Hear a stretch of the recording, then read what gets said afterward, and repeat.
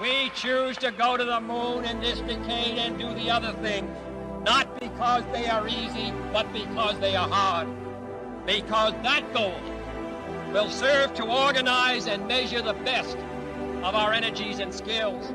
Because that challenge is one that we're willing to accept, one we are unwilling to postpone.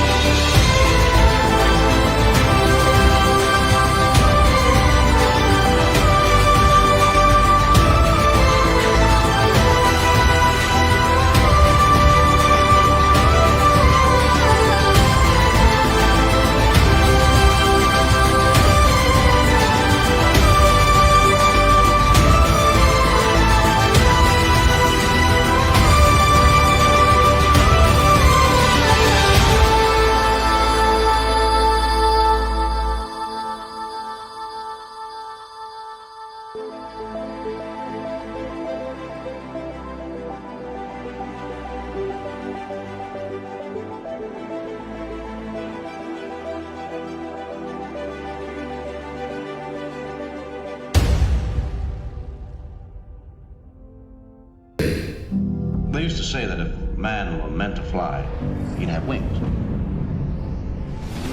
But he did fly. He discovered he had to. I don't believe we can stop. In fact, through all our existence, the frightened and faint-hearted have been warning not to push any further, not to learn any more, not to hope, grow, and exceed themselves. I don't believe we can stop. I don't believe we're meant to.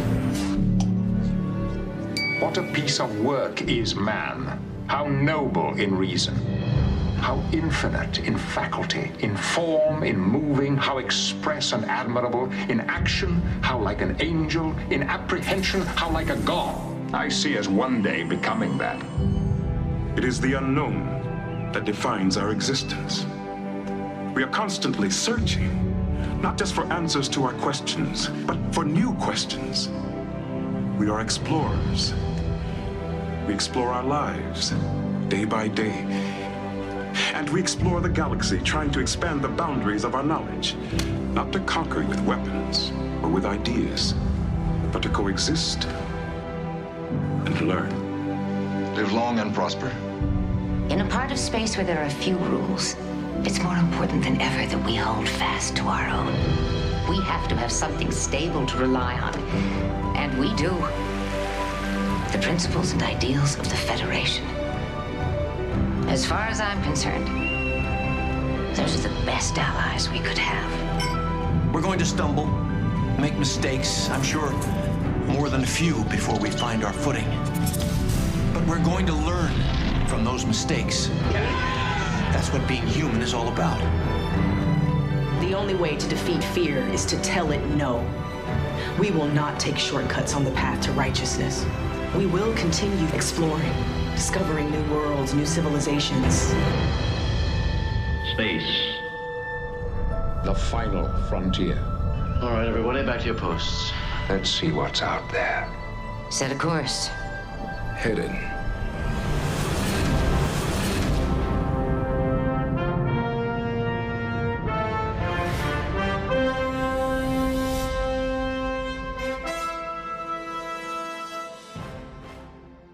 I think There are really two fundamental paths. History is going to bifurcate along two directions.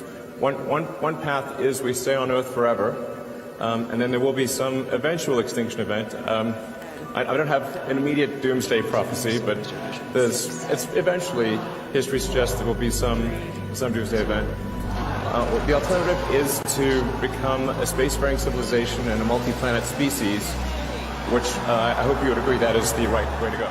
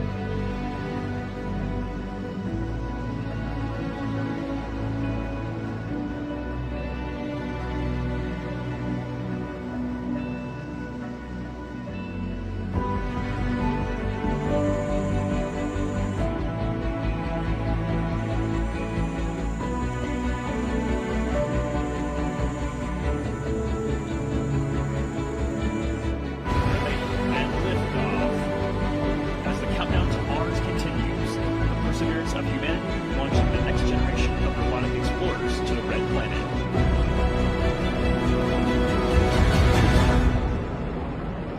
And Atlas TU has gone to closed loop control.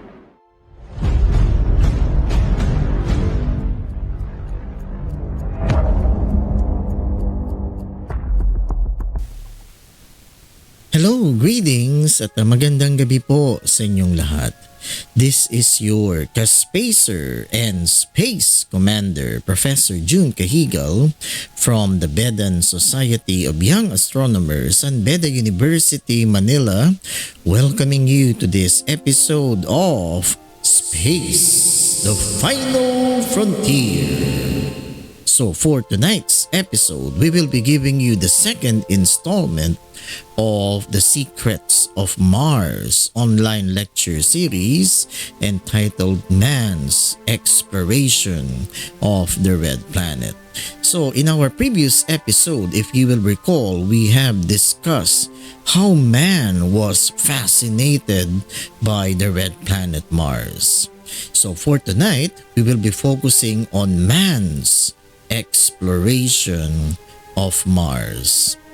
So mga ka-spacers, later if we have any questions or comments or reactions, please feel free to type in your comments, your reactions, your questions in our comment section below. Huwag po kayong mahiya, and we'll be very happy to answer all your questions about tonight's online lecture series. And also mga ka-spacers, please like and share this online lecture so that we could reach more people, especially the students, so that they would be inspired to love the sciences, especially astronomy and the space sciences.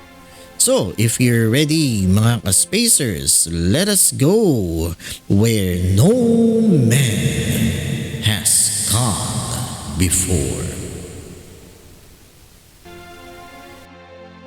Alright, so let us now proceed to our main agenda, man's exploration of the red planet.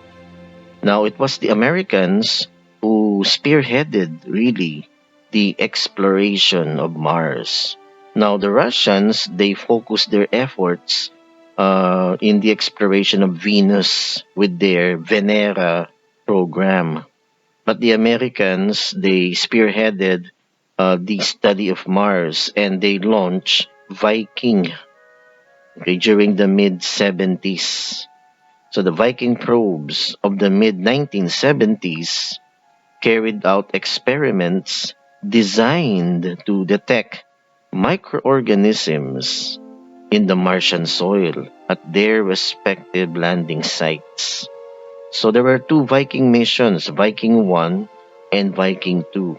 Each space probe was designed to detect the presence of any microbial life present in the Martian soil. Fantastic, isn't it? So this is Viking. Viking made a soft landing on the red planet. Okay? Amazing machine. That's Viking. And Viking has a robotic arm that can be extended in order to scoop out Martian soil for analysis. Okay, and here is a panoramic picture taken by Viking of the Martian terrain. So if you will recall, in episode 1, we have described the Martian terrain as a frozen desert. Okay? Because if you will look at the pictures taken by Viking, talagang parang desierto. Right? So you can see rocks, and you will notice that the soil really is red. That's how Mars got its name, the red planet, from the god of war, the Roman god of war. Okay? Alright, so the soil is red because of iron oxide. Rust, kalawang po. Okay, so that's the Martian soil and the Martian terrain. Okay, again, here is a panoramic picture of the Martian terrain taken by Viking. Yeah, malamig po sa Mars. Okay, parang nasa Antarctica kayo.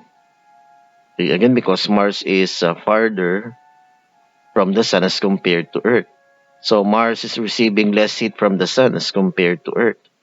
So talagang malamig sa Mars. And look, it's desert-like. Para po kayong pumunta sa Death Valley in the United States. And look at the soil, it's red because of iron oxide. Okay?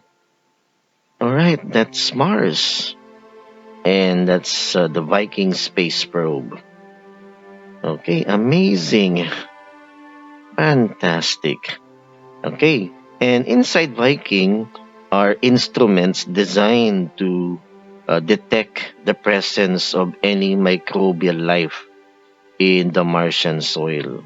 So we can say that Viking is like a robotic laboratory. Okay, para siyang laboratory which is designed to detect the presence of life, microbial life in the Martian soil.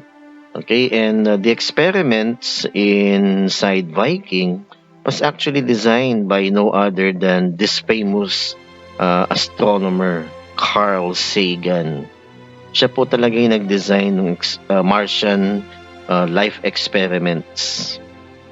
Okay? Alright, so that's Carl Sagan with a mock-up of Viking. Alright. Okay, and to simplify the explanation of the experiment package on board Viking. So, ang Viking kasi may robotic arm, right? So, the robotic arm scoops out Martian soil, ilalagay dyan sa chamber na yan, and lalagyan po yan ng parang nutrient broth. Diba, in microbiology, nutrient broth stimulates the reproduction of microbial life kasi parang pagkain niya ng mga microorganisms. So, nutrient broth is introduced. Then, pag may mga microorganisms, they will emit gases, methane, carbon dioxide. And these gases can be detected. May mga detectors po yan sa loob ng chamber to detect any gases that might be emitted. Okay, so that would be a sign that there is microbial life or some biological activity going on inside the chamber. Napakasimple lang po ng experiment. Okay? Alright, but unfortunately, Viking had inconclusive results on the presence of microbial life on Mars. So, akala nila meron na, but again, further studies would show that hindi masyad malabo.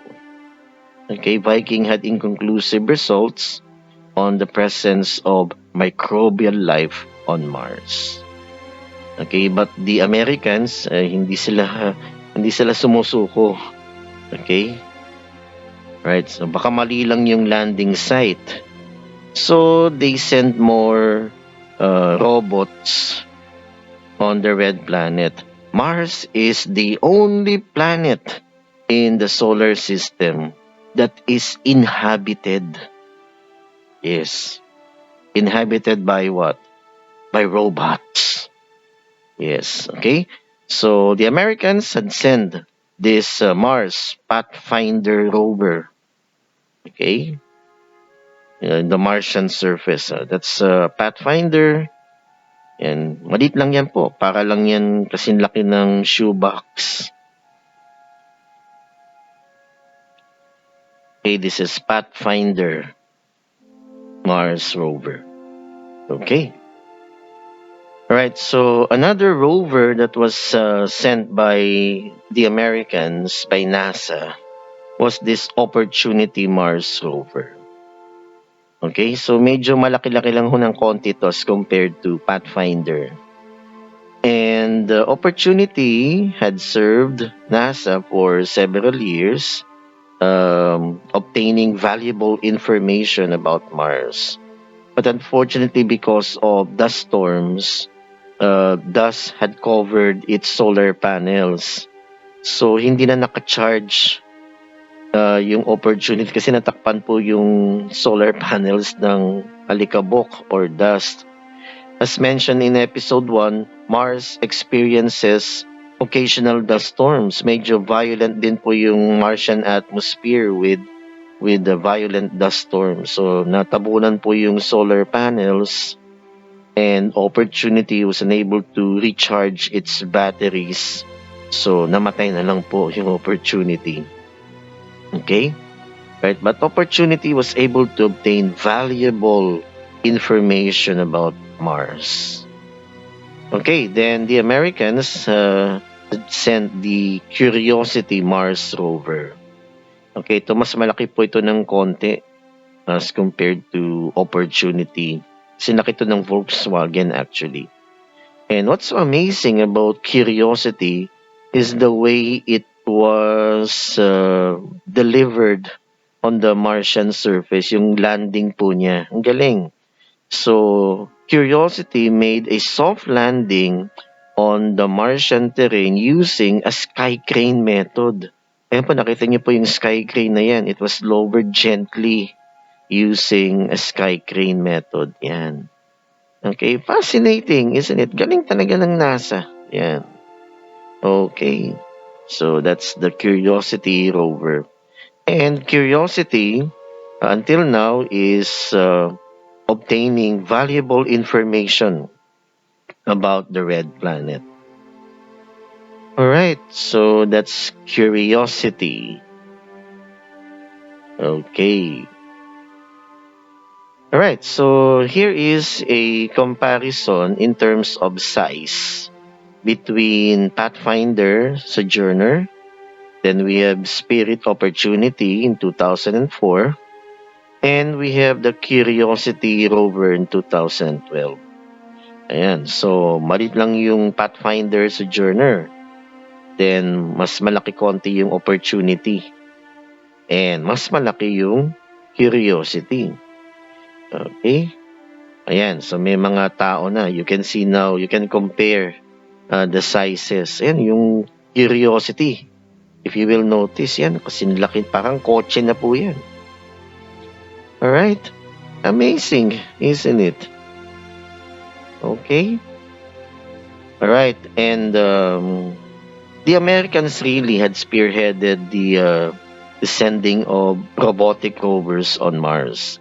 But the Europeans also sent this Mars rover, ExoMars rover, in 2017. ESA, or the European Space Agency, had sent the ExoMars rover in 2017, and it was designed to search for signs of life on the Martian terrain. Okay, ESA, for the European Space Agency. Okay, ang counterpart niyan is NASA. Alright, so that's the ExoMars rover. And the latest Mars rover 2020 is the Perseverance rover. Ito, very interesting po ito, ladies and gentlemen, this Perseverance rover. Okay, so para siyang curiosity, okay, in terms of size, design, but there are added instruments on board Perseverance. Ito, kakaiba po itong rover na to. Very interesting po siya. Okay? Alright, so we have several instrument packages including a helicopter, the so-called Ingenuity helicopter. This will be now the first heavier-than-air flying machine on another world. Okay? Amazing. Ayan. But let's talk about first the instrument packages on board Perseverance. So one very interesting instrument inside Perseverance is MOXIE. Okay, MOXIE. Or Mars Oxygen In Situ Resource Utilization Experiment. Okay, ang haba. Mars Oxygen In Situ Resource Utilization Experiment or MOXIE. Okay, what is MOXIE anyway? What does it do? So NASA is preparing for human exploration of Mars. And MOXIE will demonstrate a way that future explorers might produce oxygen from carbon dioxide in the Martian atmosphere. Now, we know in episode 1 that the Martian atmosphere is composed mostly of carbon dioxide. Okay? So, this instrument, MOXIE, will utilize that carbon dioxide and will convert it into oxygen. Okay? For future human exploration of the red planet. See? Fantastic! Galing! So there is now an instrument like MOXIE that will use that carbon dioxide in the Martian atmosphere and convert it into oxygen. Okay? Kasi yun ang kailangan in exploring Mars. Human exploration, you need oxygen, di ba? Okay, and mahirap naman pag limited yung oxygen supply. We have to generate oxygen on the Martian terrain. And this is an instrument that will generate oxygen using carbon dioxide in the Martian atmosphere. Ang galing. Di ba? Parang photosynthesis. Parang halaman. Yeah, we know that plants, they absorb carbon dioxide and through photosynthesis, one of the byproducts of photosynthesis is oxygen. So ang MOXIE parang yan, parang it's like a photosynthetic machine. Galing. Okay, that's Mars Oxygen In Situ Resource Utilization Experiment, better known as MOXIE. Amazing piece of technology. Ito yung kailangan natin in the exploration of Mars. Now, another interesting instrument on board Perseverance rover is RIMFAX. Now, what is RIMFAX? RIMFAX stands for Radar Imager for Mars Subsurface Experiment. RIMFAX. Now, this instrument uses radar waves to penetrate the ground under the rover. So, something like a ground-penetrating radar.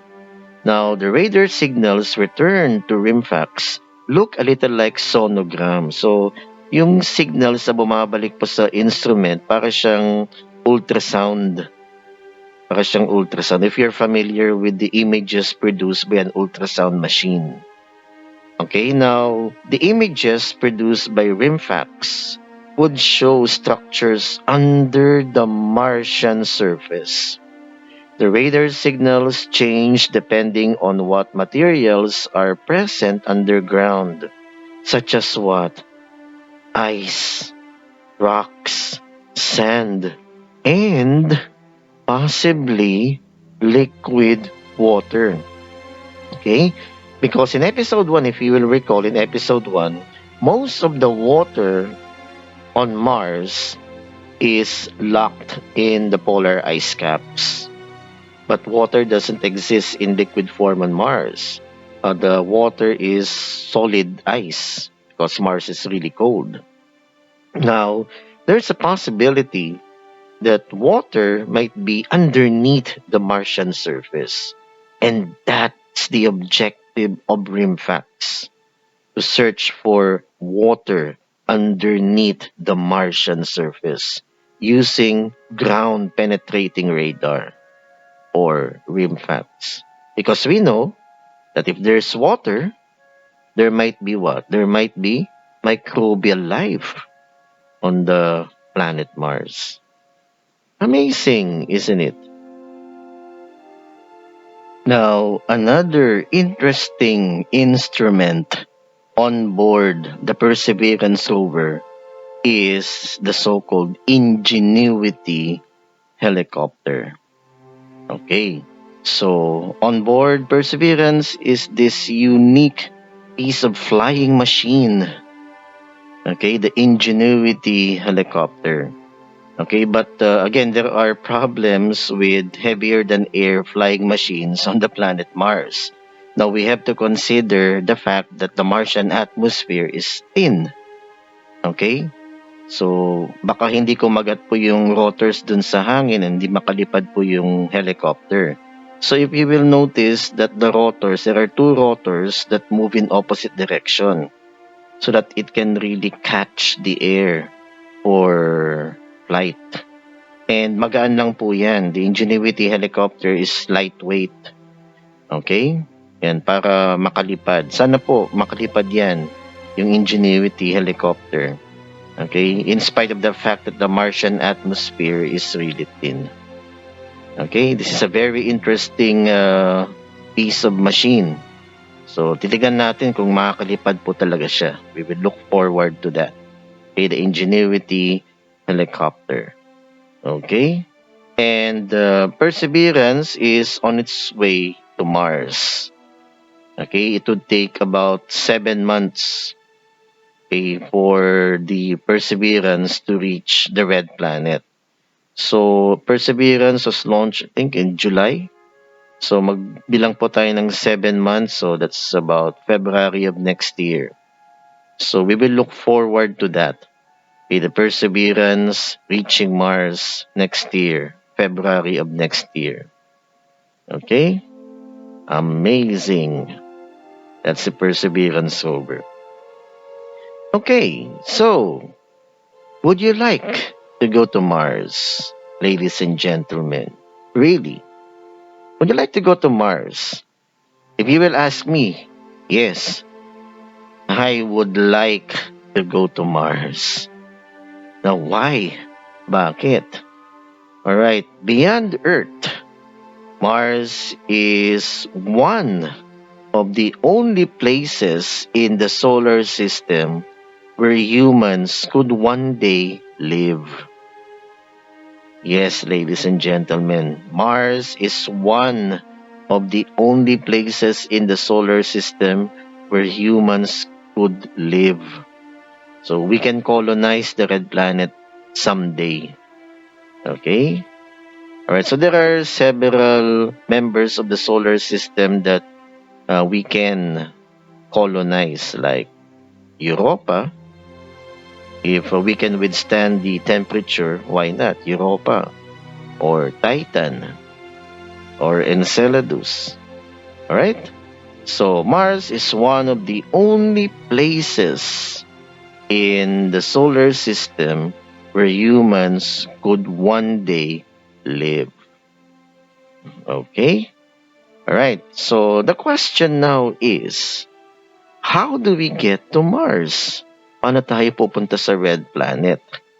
Okay, so NASA will need to address a few critical issues before a journey to Mars can hope to get underway. So we need to solve a few critical issues before we could send a manned mission to Mars. Now, the first issue that NASA must address would be the Mars crew. Who gets to go to Mars? Okay? Now, today, to be considered for an astronaut position, kung gusto niyo maging astronaut, the applicant must meet the following basic requirements. Ito, basic pa lang ito. So, you should qualify for these basic requirements. Okay, so if you want to become an astronaut someday, Mars astronaut, you should meet the following qualifications. Number one, you should have a bachelor's degree in engineering, in the biological sciences, physical sciences, computer science, or mathematics. So STEM. So if you're a STEM student, wow, swerte mo. Okay?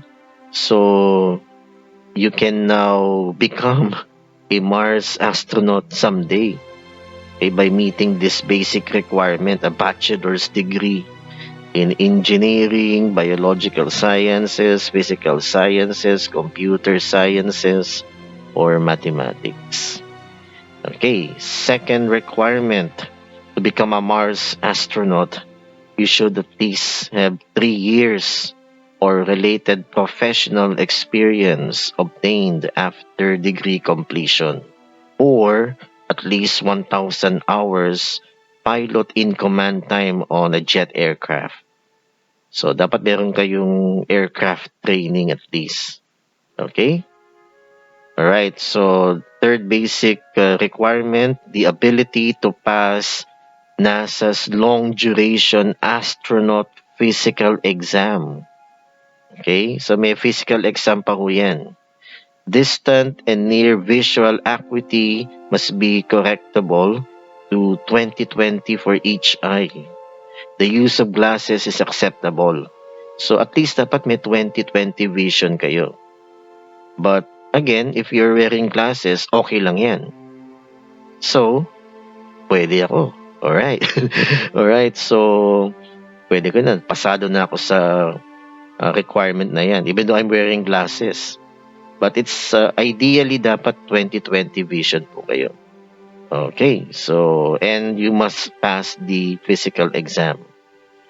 Alright. Number 4, astronaut candidates must also have skills in leadership, teamwork, and communication. Dapat team player kayo. Okay, and you should have this leadership and communication skills. Okay, to become a Mars astronaut.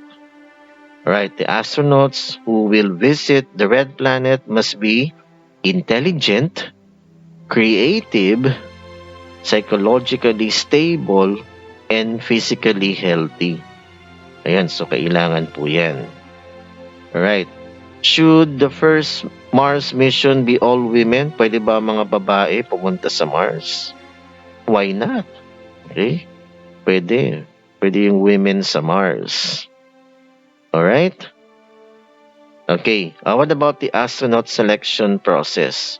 Now, in spaceflight missions, the primary personal attributes of a successful Mars astronaut are what? Emotional and psychological stability, supported by personal drive and motivation. Yan po ang kailangan. So what are the 5 key characteristics of a Mars astronaut? So number 1, resiliency. You have the can-do attitude. Kaya ko yan. Resiliency. Number 2, adaptability. Can adapt to situations and individuals while taking into account the context of the situation. So a Mars astronaut must be able to adapt to any situations. Alright, number 3, curiosity. Can ask questions to understand, not to simply get the answers. Dapat curious yung astronaut. Number 4, the ability to trust. Can trust himself and maintain trust in others. Okay, and number 5, creativity and resourcefulness. Okay, flexible in any circumstances or any problems that might be encountered. The Mars astronaut must be creative and resourceful. Okay, so these qualities are essential upon a Mars mission where human lives are at risk with each flight.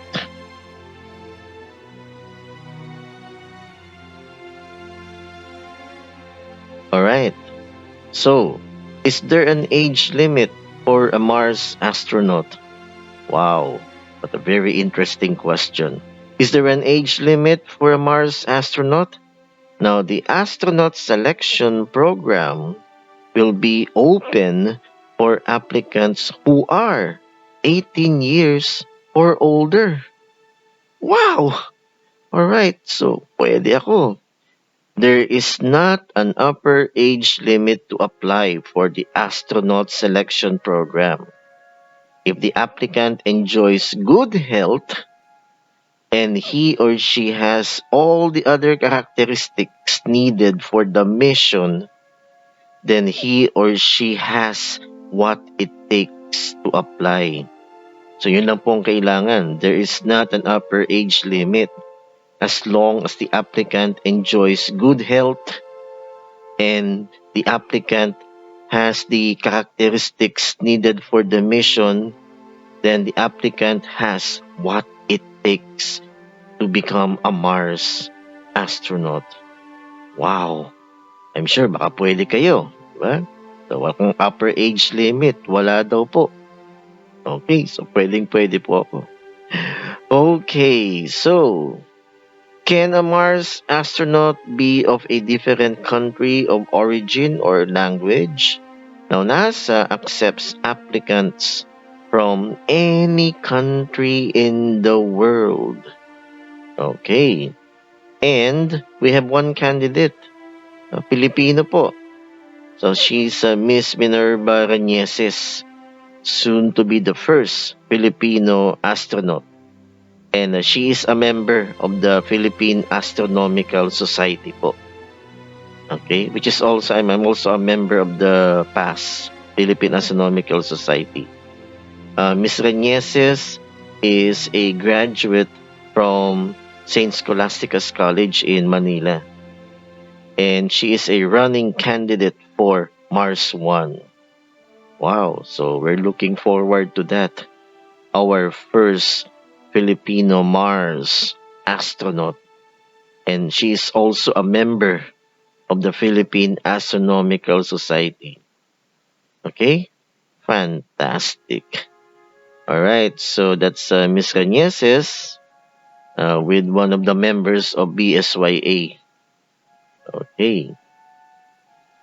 Alright, so we need men and women like you. We need you guys. So come on! Apply na po tayo for the Mars mission crew. Okay, so that's the first issue that NASA must solve.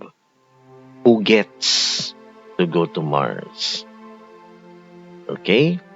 Alright, the next issue that must be addressed by NASA would be the extreme distance from the Earth. Okay? So, Mars is farther from the Sun as compared to Earth. Okay? And the only time wherein Mars is really close to Earth would be its opposition. And so you could see in the diagram, that's what you call opposition, wherein a planet is closest to another planet. Okay, so that's what you call opposition. Alright, and because of the distance of Mars from the Earth, a Mars mission would take about at least 6 to 7 months. Okay, the journey to Mars would take about 6 to 7 months. So, matagal din po yan. So, you will be in space for 6 to 7 months. And we know that space travel is quite risky, okay, and it's dangerous. So you have to deal with microgravity, with radiation, problems regarding oxygen and food supply, life support. So medyo matagal po ito. Okay, the journey would take about 6 to 7 months. Okay, so that should be the trajectory of the spacecraft in its journey to Mars. Okay, so perfect timing po yan. Tina-timing po yan yung pag-launch ng spacecraft here on Earth, then yung trajectory niya and reaching Mars in about 6 to 7 months. Okay, so what's now the effect of this issue, extreme distance from the Earth? Now, because of the extreme distance, a Mars spacecraft needs more fuel for the journey. So, kailangan ng maraming fuel. And fuel is heavy. So, you will need bigger rockets to transport it. Okay? So, with this 6 to 7 month journey to the red planet, a Mars spacecraft needs more fuel. And fuel is heavy. So, you need bigger rockets. Okay? Alright. The vast distance that you need to travel for a long time would take about, again, like what I mentioned, 6 to 7 months to reach the red planet. So what's the solution? Okay? The solution would be the Orion spacecraft. Now, NASA is now designing this Orion spacecraft, okay, on its journey to Mars. Okay, the Orion spacecraft looks like the command module of the Apollo spacecraft. Alright?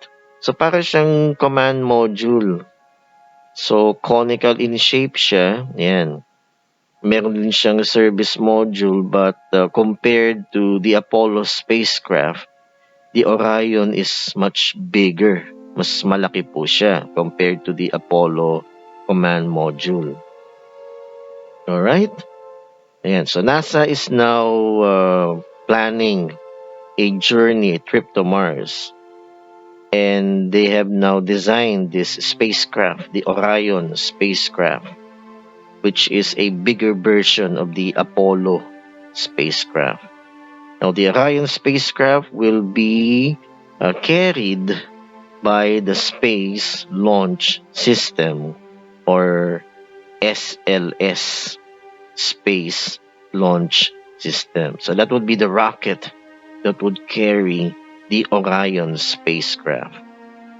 Okay, the Space Launch System. Alright, so it's bigger than the Saturn V. So medyo mas malaki ito ng konti as compared to the Saturn V. So at present, the Saturn V is the biggest rocket ever built. But NASA is planning to construct a bigger rocket that would carry the Orion spacecraft on its journey to Mars. Okay, so that's the Space Launch System. Okay? And look at the Orion spacecraft, yung command module niya. The command module looks like the Apollo command module. Pero mas malaki po siya ng konti. Alright, what about the propulsion system of the spacecraft? Now, how do we get to Mars much faster? Kasi yung 7 months, matagal po yan. And you need to solve a lot of issues like life support, yung oxygen, pagkain, the effects of microgravity. So, we need to get to Mars much faster. Dapat mas maiksi. Mas madali, less than 6 months dapat. So how do we get to Mars much faster? Okay, so one possible solution would be the use of nuclear fusion rockets. Okay, nuclear energy. Harnessing the power of nuclear fusion the same process that fuels the sun and gives hydrogen bombs their enormous destructive potential.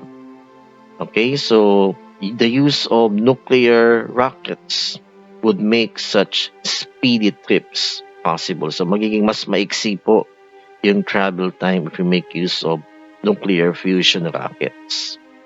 Now, ang tanong, meron na ba neto? Right, NASA was able to design a fusion engine, bubbles of plasma made from the deuterium and tritium. These are heavy isotopes of hydrogen, would be injected into a chamber where a magnetic field would collapse metal rings around them. Okay, this would briefly compress the bubbles into a fusion state, releasing a tremendous amount of energy that would vaporize and ionize the metal. Okay, so something like this, ladies and gentlemen. And that's the fusion rocket. Okay, meron na silang blueprint yan. So hopefully in the future, they can construct this, and hopefully we can use this engine for our trip to Mars. Okay, that's the fusion rocket engine. Okay, that would power the Orion spacecraft someday. Okay, on our journey to Mars. Speedy trip to Mars. Dapat less than 6 or 7 months. Dapat less than 6 months lang yung travel. So with fusion rocket technology, hopefully we can apply this to a Mars mission, and fusion rockets can speed up space travel. So we can shorten the travel time of a Mars spacecraft, hopefully less than 6 or 7 months. Okay. So another issue that must be addressed due to the extreme distance of Mars from the Earth is time delay. Now, what is the effect of time delay? Now, astronauts on Mars would need to wait over 26 minutes after sending a message or request to NASA before they could receive any kind of response. Okay, so Mars astronauts, they need to wait, again because of the extreme distance of Mars from the Earth. Now, a particular radio signal coming from Mars will reach the Earth in 13 minutes and 51 seconds. So kung magpapadala po ng radio message ang mga Mars astronauts, galing sila sa Mars, magpapadala sila po ng message to mission control sa Earth, the radio signals would travel 13 minutes and 51 seconds. So mga 13 to 14 minutes for a one-way radio signal to travel from Mars to Earth. So medyo matagal po yan. Okay? Then, let's say mission control from Earth wanted to reply to the message. So magpapadala din sila ng radio signals, so from Earth to Mars. So that would take also 13 minutes or 14 minutes. So if you add that, the astronauts will wait 26 minutes for them to receive a reply from mission control. So medyo matagal po yan. Alright? So that's the scenario in terms of time delay. So from mission control, a message would reach Mars, one-way message that it would travel about 13 minutes, 12.5, 13 minutes. See? Now, a radio message from mission control to the ISS would be about 0.001 seconds only kasi malapit lang po yung ISS. But if mission control would send a message to Mars, then the radio signal would reach Mars in about 13 minutes to 14 minutes. So medyo matagal po yan. So that one-way signal message have traveled from Earth to Mars in about 12.5 minutes or 13 minutes. So that's the issue of time delay. Okay? Alright. So, because of this time delay, astronauts visiting the red planet will need to be prepared to make decisions autonomously and independently. Okay, especially when those decisions require decisive and immediate solutions. Kasi ang tagal po ng waiting time, mga 26 minutes pa ho. So, they have to make decisions on their own.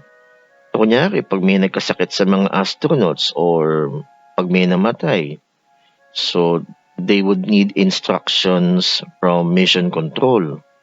So, they have to make decisions on their own kasi maghihintay pa sila ng 26 minutes, okay, so that they can make decisions. So, by that time siguro, malala na yung sitwasyon. Alright? So, astronauts, they need to be prepared to make decisions autonomously and independently. Okay, again, because of this issue of time delay. Alright? Okay. Now, another thing that they need to consider because of the extreme distance of Mars from Earth would be life support, okay, like food and water. Alright? So, this long travel from Earth to Mars means that they need to take their food with them, they need to take their water with them, and other life support systems. Alright? So, in order to avoid taking food on the journey with the astronauts, NASA will send the food to be eaten on Mars and on the return journey on a mission beforehand. So, anong ibig sabihin mo nito? So, magpapadala na po ang NASA ng pagkain bago pa dumating yung mga astronauts sa Mars. Okay, so supplies like oxygen, food, and other basic necessities must be sent to Mars before the manned mission. Okay? Yan, para maiwasan po yung pagdadala ng maraming pagkain on their journey to Mars. Kasi nga yung weight, kino-consider po yung weight ng spacecraft. Alright? Okay. So, NASA will send the food to be eaten on Mars and on the return journey on the mission beforehand. Okay. Also, NASA is considered in growing plants for food and oxygen so that they won't have to take all the oxygen too. Kasi added weight po yan.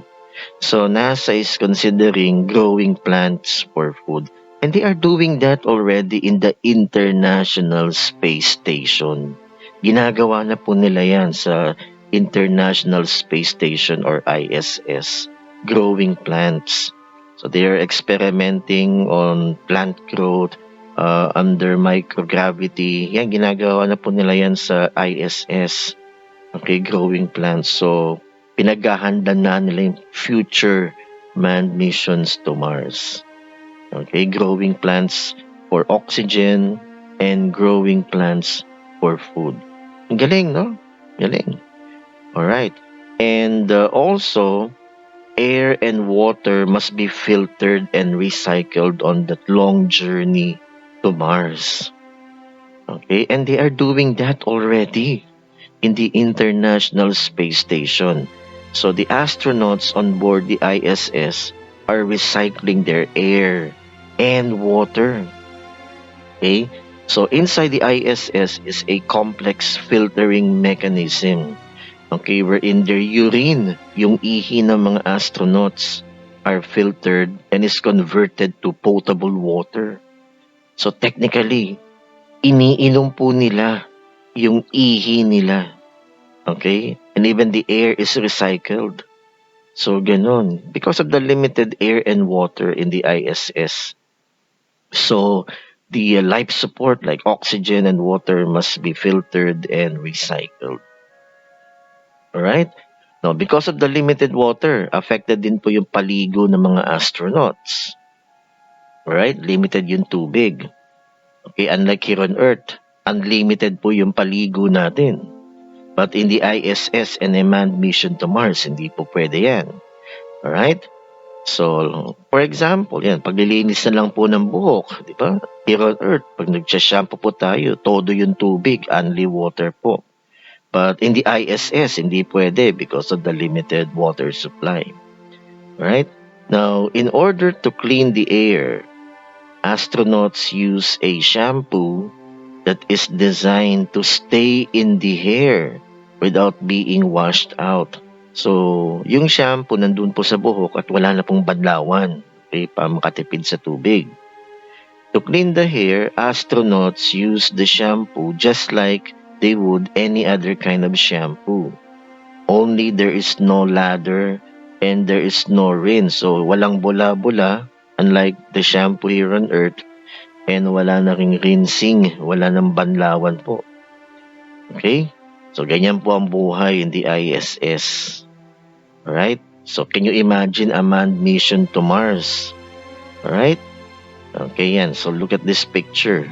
No rinse body bath. Ayan, so maliligo sila. So, the soap stays in the body. Wala na pong lather, wala na pong rinsing. Okay, to save water.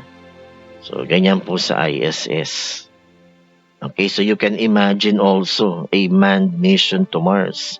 6 to 7 months travel time. Biruin niyo po yun. So, paano kayo maliligo? Okay, then, pag nasa Mars na kayo, so, alam naman 2 oras kayo mag-i-stay sa Mars. So, you'd stay there about a year or months. So, paano kayo maliligo? So, experiments now are being conducted in the ISS. They are now preparing for a future manned trip to Mars. Okay? Alright, so gusto niyo pa ba maging astronaut? A Mars astronaut? Alright.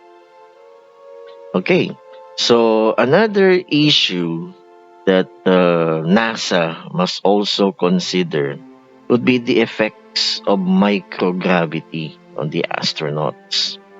Alright? Humans are susceptible to a wide range of physiological degradation as time in weightlessness goes on. Okay? So, anong ibig sabihin po nito? It means that there are physical effects of long duration space flight. Okay? Or long duration weightlessness. Alright? So, nakaka-apekto po sa katawan natin to. So, in what way? So, akala natin maganda yung weightlessness. Lumulutang po tayo like here in the ISS. Lumulutang po yung mga astronauts. Okay? But it has an effect on the human body. Prolonged weightlessness can have an adverse effect on the human body. Alright? Okay, microgravity is not beneficial. Alright? It affects bone development. Okay? So there is a decrease in bone density in microgravity. Alright? So yung calcium development po sa buto natin medyo bumabagal po in microgravity. Alright? So there is loss in bone density. So lumalambot po yung buto. Alright? So that's not good. So that's not beneficial to us. Alright? Even blood circulation. So here on Earth, because of gravity, even po yung distribution ng dugo natin. But in the ISS or in a future trip to Mars, hindi po ganyan. So the blood usually stays dun sa taas, sa head, sa upper body parts. And that's not good. Okay, so yung dugo dun dumadaan po, dun nagsisirculate sa the upper body parts. Okay, so microgravity is not beneficial. There are physiological effects, okay, of microgravity that is detrimental to the human body. So ano yung mga remedies dito? Okay, like what they are doing in the ISS. Kasi yung mga nasa ISS, matagalan sila doon. Usually, naabot sila ng months, years. okay, under microgravity. So, what astronauts do in the ISS to alleviate bone loss is that they do exercise. So, nag-exercise po yung mga astronauts in the ISS. Alright? Yan, like in this photo, yan, yung astronaut na yan, nag-exercise at least 3 hours a day. Ayan, they do exercise to minimize bone loss. Alright? Like in the Apollo, yung mga astronauts sa Apollo, 1 week sila sa space. So pagdating nila dito sa Earth, hindi sila po makatayo. Okay?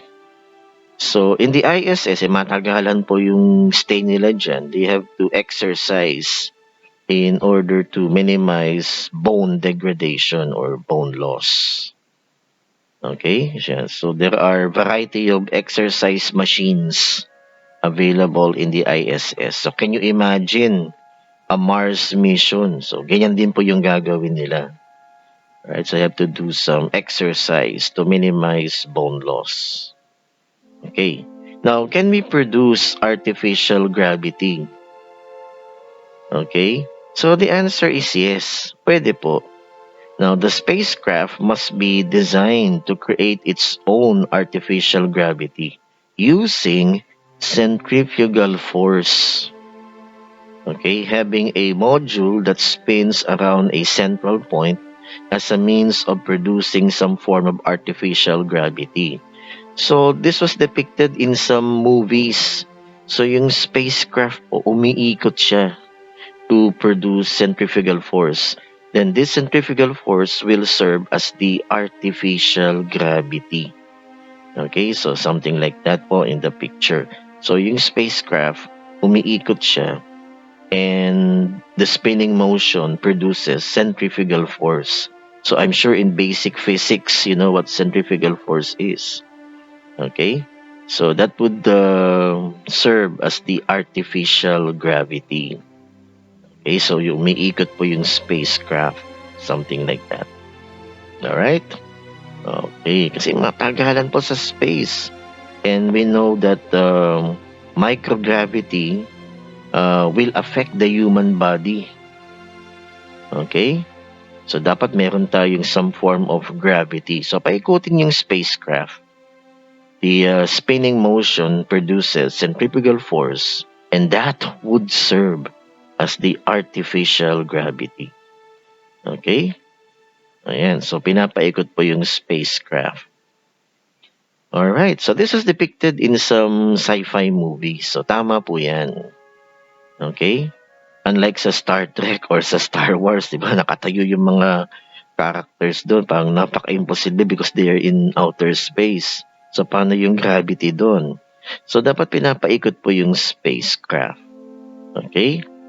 So, to produce artificial gravity. Okay, here's a scene from the movie Space Odyssey. So, ito tama to po. Umiikot po yung spacecraft. So, this spinning motion produces centrifugal force, and that centrifugal force produces the artificial gravity needed by the human body. Yan, di ba? So, dapat umiikot po yung spacecraft. Alright. So, another issue that must be addressed by NASA before a trip to Mars would be made possible is the issue on isolation and cramped living environments. Okay? Alright, so imagine living inside your house for 3 consecutive years without ever stepping foot outside. Okay? Or even opening a window. So parang Big Brother house, di ba? Hindi kayo pwedeng lumabas. So can you imagine, eto ngayon, yung enhanced community quarantine, di ba? Hindi tayo pwedeng lumabas. Nangyari po sa atin yan last March, April, and May. Diba? So, several months nasa loob tayo ng bahay. Hindi tayo pwedeng lumabas. Can you imagine po yung epekto niyan Okay, yung mental condition po natin, 'di ba? Nakakabaliw po. Okay? So, can you imagine? Months lang 'yan, ha? Pero itong mga astronauts, see, they will spend years inside the spacecraft. So, can you imagine the isolation and its effect on mental health? Diba? Okay. So, ganyang buhay sa ISS. So, biruin nyo yung mga astronaut sa ISS para kayo nasa bahay na nakakulong kayo doon. Alright? So, may epekto yan sa mental health. Alright? Okay. What more for a manned mission to Mars? Ang layo-layo nyo sa Earth. So, can you imagine the isolation? Tsaka sa loob po ng spacecraft, di ba maliit lang yung spacecraft? Okay? Alright, so you can imagine the cramped living conditions inside the spacecraft. Okay, para kayong nasa loob ng lata. Diba? And you will be in that condition for several months or even years. You can imagine the effect on mental health sa mga astronauts. Okay, this isolation and cramped living conditions. Alright? So, in addition to this isolation, astronauts will be wearing the same pair of underwear for months at a time and putting on a diaper every time they go for a walk in their spacesuit. Okay? Alright, so the romantic notion of a journey to Mars begins to sound more like living in a nursery home for the elderly than exploring another world. So you can imagine po yung predicament po ng mga astronauts. So you will be wearing the same pair of underwear. Yan pa rin yung suot ninyo. Okay? So, ganyan po ang buhay ng isang astronaut sa ISS. So, you can imagine yung buhay ng Mars astronaut. Okay? So, question po, gusto nyo pa ba maging astronaut? Okay?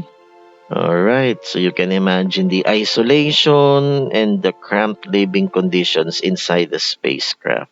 Tapos pag nasa Mars na kayo, di ba? Iisipin nyo na lang, ang layo-layo na ninyo sa Earth. Alright? So you can imagine the isolation. Alright? Another issue that must be addressed by NASA is the closed ecosystem.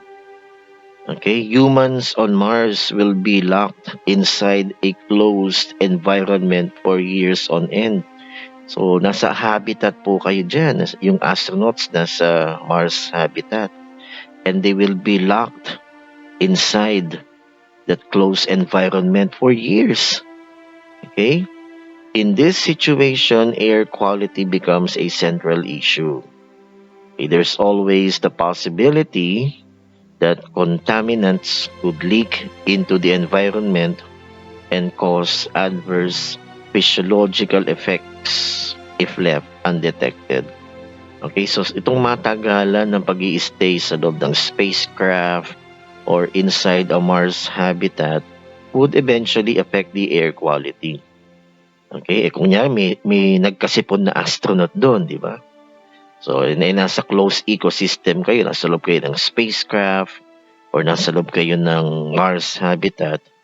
So, yung virus doon kakalat sa hangin. Okay? So, air quality now is a central issue in a closed ecosystem. Okay? Because contaminants may leak out. Okay? Alright. So, that's an issue that must be addressed. Okay? This closed ecosystem. So, nangyayari po yan sa ISS. So, can you imagine sa ISS? Napakasikip nila doon. Okay? So, you can imagine yung air quality inside the ISS. You can imagine also the air quality inside a Mars habitat. Okay, you are living in a closed ecosystem. Okay, so these are photos taken from the movie The Martian. Ito naman po, Mission to Mars. Yan. So they are living in a closed ecosystem. Alright? Another factor in deep space habitation is interior design. No, pati interior design. Okay, concern ng mga astronauts. So the astronauts will essentially be living inside of a laboratory for the duration of their mission. So designing a living space that's both functional and comfortable is of high priority to their psychological well-being. So pati yung interior design ng habitat saka ng spacecraft, kino-consider din nila yan. Okay, for their psychological well-being. Yung mental health, kino-consider po nila yan in that long trip to Mars. Okay, yung interior design po ng habitat, pati ng spacecraft, kino-consider din nila yan. Alright? For their psychological well-being. Alright? So these are photos taken from The Martian. Yan. So ito yung interior design ng kanilang Mars habitat. Yan. Okay? So they are considering such a design for the psychological well-being of the astronauts. If the astronauts are forced to live inside an uncomfortable environment and conduct monotonous tasks, biruin nyo, ilang buwan kayo magaganyan na paulit-ulit lang yung gagawin ninyo. Okay? Monotonous task for an extended period of time, their stress levels could spike and their performance could be compromised. Yan po. Okay? Kasi baka yung mental health nila maapektuhan, ma-stress po sila sa trabaho. So, pag na-stress po yung astronauts, that could affect their performance. Okay? So, parang tayo dito, di ba? So, if we live inside an uncomfortable environment, di ba nakaka-stress din po yan? Okay? Di ba? Alright? So, hindi maganda yung paligid. Ganyan. Pati yung mga kasalamuhan nyo, di ba? Pag makukulit or hindi nyo kasundo yung mga astronauts, tapos yung ginagawa ninyo monotonous paulit-ulit, diba? So nakakadagdag po ng stress levels yan, and that may affect the performance of the astronauts. Alright? Okay. So ang daming problema po in a mission to Mars. So kino-consider po yan ng NASA. Pati interior design ng spacecraft, ng habitat, kinonsider po nila yan. Okay. Alright. So, here are some photos from the movie The Martian. Yan. Okay. Alright. Okay, another issue that must be addressed is the issue on radiation. Okay, so radiation bombarding the human body outside of the Earth's protective magnetic field can increase the risk of getting cancer. Okay, here on Earth, wala po tayong problema because our planet is surrounded by a magnetic field. And this magnetic field protect us from deadly radiation from the sun. Kung nasa outer space ka na, nasa labas ka na ng Earth, so you are at risk of being exposed to radiation. And this radiation can increase the risk of the astronauts getting cancer. So risky talaga ang space travel, ladies and gentlemen. So you need to wear, the astronaut must need to wear protective gear or protective spacesuits. Okay, so that they would minimize the risk of getting cancer. Alright? Now, ito may tanong. why not place the Mars astronauts in suspended animation, yung patutulugin sila. So instead of them physiologically and psychologically active for 7 months in their journey to Mars, so why not place the astronauts in suspended animation? Patutulugin sila. So this is what you call cryonics. Yan. So this is in the movie Passengers po. So the astronauts were placed in suspended animation. So pinatulog sila on their long trip in deep space. So tipid kayo sa air, tipid kayo sa pagkain, di ba? So placing the astronauts in suspended animation. So is that possible? Pwede ba yan? Okay? So we are still trying to develop the technology. Okay? Because freezing the body and putting them in suspended animation may damage cells. Okay? We know that in biology, kasi pag nag-freeze po, nag-solidify po yung tubig, water molecules become crystallized. So may mga spikes po yan. And when water solidifies inside the cell, because the cell is made up mostly of water, yan, it might damage the cell wall or cell membrane. Yan, okay? So masisira yung cell, so mamamatay yung astronaut. Okay? So we're still trying to develop this technology of cryonics. Okay, hopefully we can do this in the near future, putting the astronauts in suspended animation. Okay? All right. Okay, so what about the challenges after arrival of the astronauts?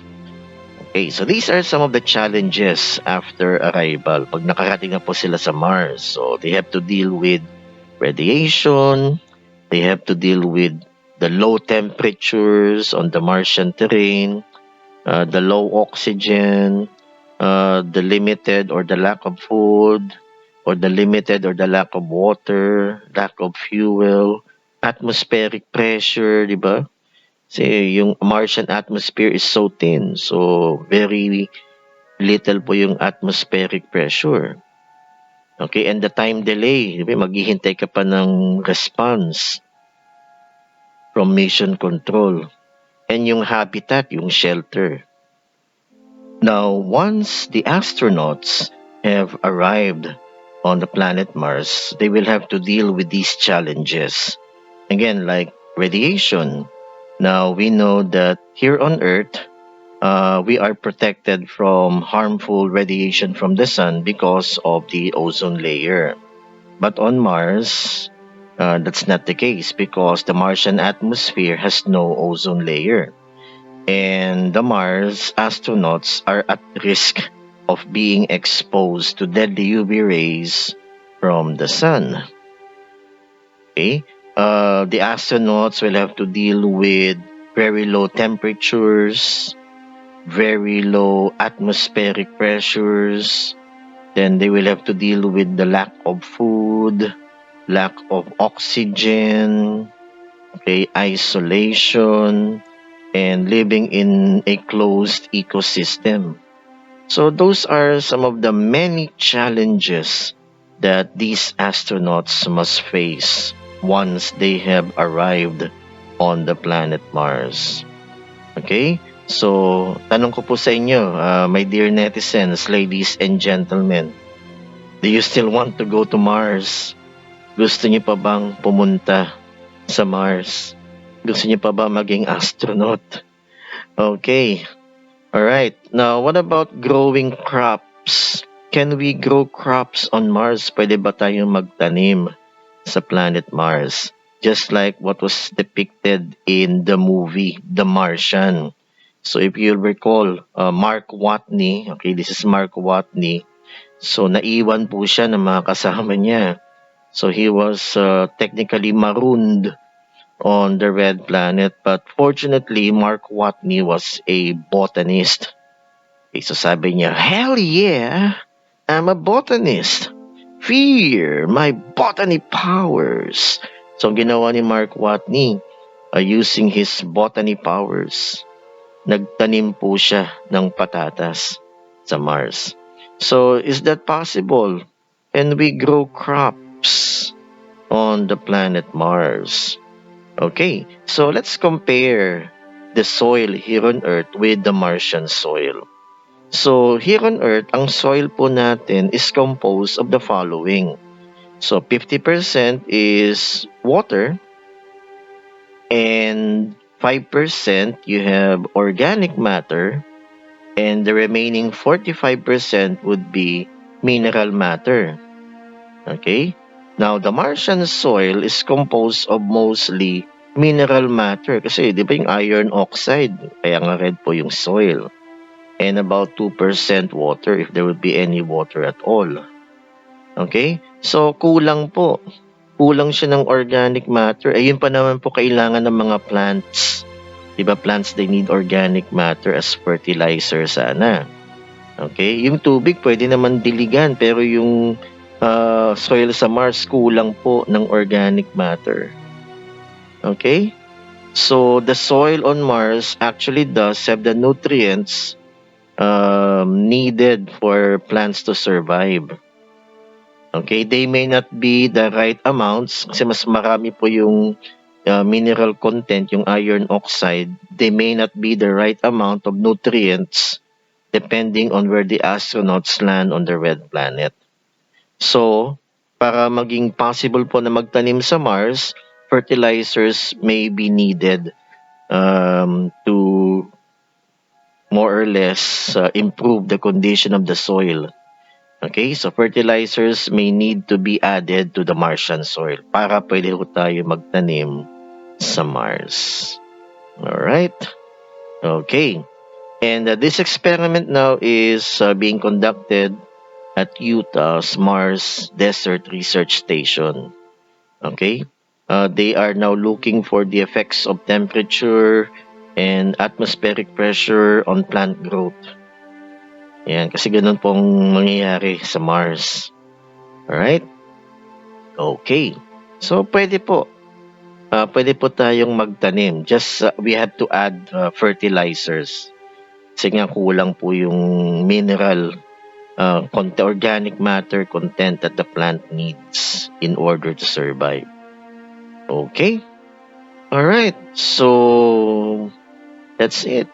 That's how we explore and possibly colonize the red planet. Okay? So they say that once you have grown crops somewhere, you officially colonize the planet. So technically, Mark Watney had colonized Mars. Okay? So, in your face, Neil Armstrong. Okay, kasi si Neil Armstrong, hindi naman siya nagtanim sa buwan eh. Okay. Alright, so Mars timeline. So hopefully in the near future, 10 years, 15 years from now, we can send a manned mission to Mars. Once these issues have been dealt with, we can hopefully expect a manned mission to Mars. So, yun nga yung gagawin po ng Perseverance rover. Especially po yung MOXIE. Yan. Very important po yung MOXIE. So, the conversion of carbon dioxide to oxygen. That is preparing for a manned trip to Mars. So, dapat they should generate oxygen. Alright, so I guess that's it for man's exploration of Mars. So, let's go to Mars. Gusto niyo bang pumunta sa Mars? Alright, so to end my talk, I would leave this message from Carl Sagan. So, the sky calls to us. If we do not destroy ourselves, we will one day venture into the stars. Alright? Okay, so that's our discussion for today about man's exploration of the red planet. So mga ka-spacers, that's about it for our second installment of The Secrets of Mars, Man's Exploration of the Red Planet. So before we finally end, I would like to present this short video that will summarize man's exploration of Mars. So mga ka-spacers, let's watch this.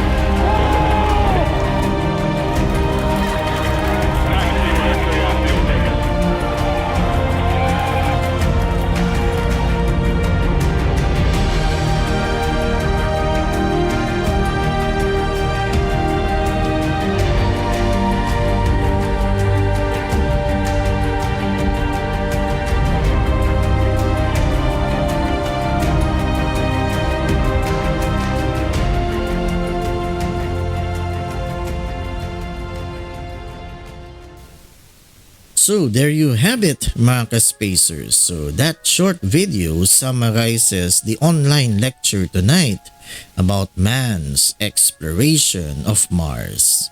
So sana marami po kayong natutunan, and kung marami po kayong natutunan tonight about this online lecture, please comment down below at gusto po namin malaman ang inyong reactions about tonight's episode.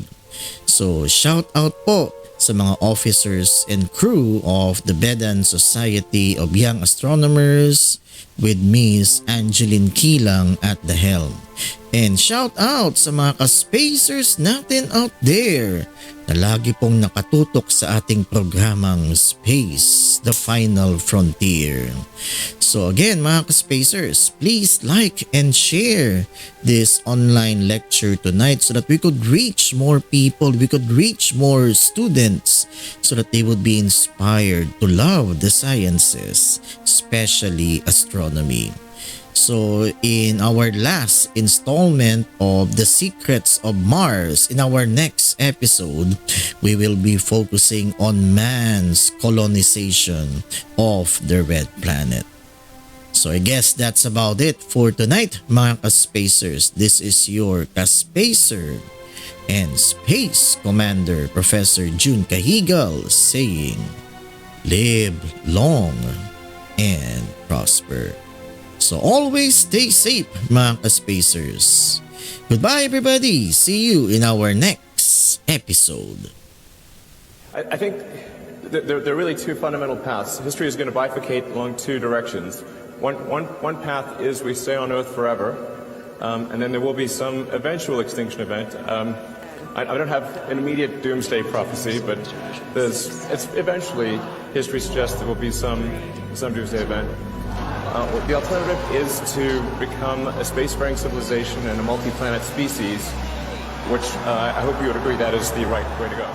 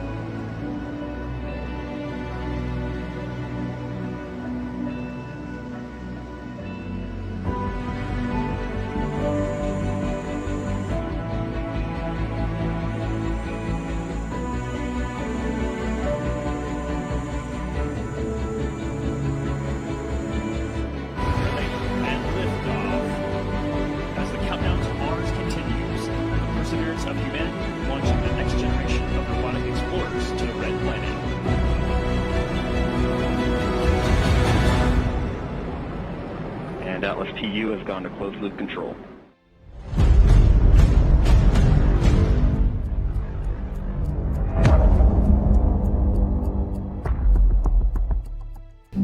They used to say that if man were meant to fly, he'd have wings. But he did fly. He discovered he had to. I don't believe we can stop. In fact, through all our existence, the frightened and faint-hearted have been warning not to push any further, not to learn any more, not to hope, grow, and exceed themselves. I don't believe we can stop. I don't believe we're meant to. What a piece of work is man. How noble in reason. How infinite in faculty, in form, in moving, how express and admirable, in action, how like an angel, in apprehension, how like a god. I see us one day becoming that. It is the unknown that defines our existence. We are constantly searching, not just for answers to our questions, but for new questions. We are explorers. We explore our lives, day by day. And we explore the galaxy, trying to expand the boundaries of our knowledge, not to conquer with weapons or with ideas, but to coexist and learn. Live long and prosper. In a part of space where there are few rules, it's more important than ever that we hold fast to our own. We have to have something stable to rely on, and we do. The principles and ideals of the Federation. As far as I'm concerned, those are the best allies we could have. We're going to stumble, make mistakes, I'm sure more than a few before we find our footing. But we're going to learn from those mistakes. That's what being human is all about. The only way to defeat fear is to tell it no. We will not take shortcuts on the path to righteousness. We will continue exploring, discovering new worlds, new civilizations. Space. The final frontier. All right, everybody, back to your posts. Let's see what's out there. Set a course. Heading